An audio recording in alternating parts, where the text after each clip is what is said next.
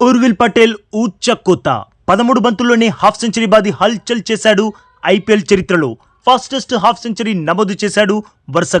వరుసగా 5 సిక్స్లతో చెలరేగాడు. లక్నో సూపర్ జైంట్స్ బౌలర్స్ ని బెంబేలెత్తించేశాడు. What a batting boss.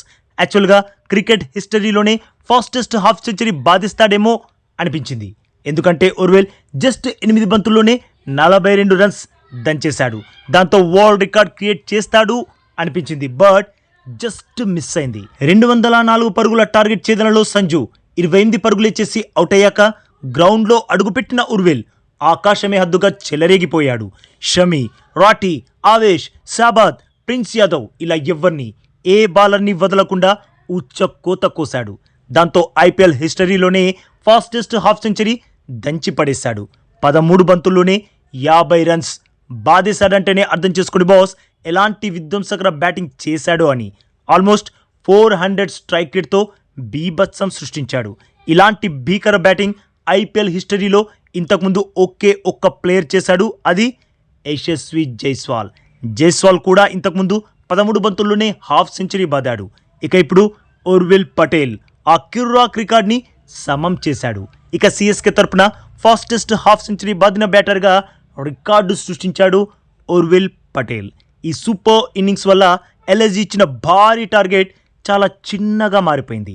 Urvil కేవలం 23 బంతుల్లోనే 8 భారీ సిక్సర్లు 2 ఫోర్లతో 65 రన్స్ దంచేశాడు.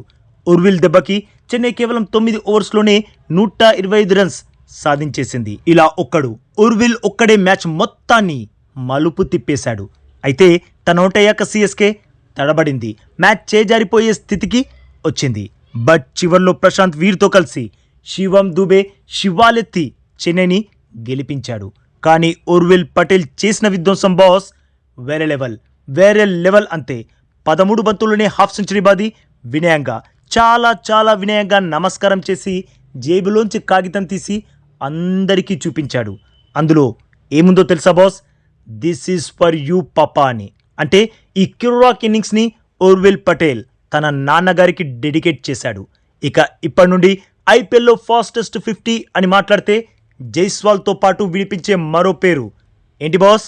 ఉర్విల్ పటేల్. మరి బాస్ ఉర్విల్ పటేల్ ఆడిన ఈ సున్నామీ బ్యాటింగ్ని మీరు ఎంజాయ్ చేశారా లేదా? ఎస్ ఆర్ నో తప్పకుండా కామెంట్ చేసి చెప్పండి బాస్.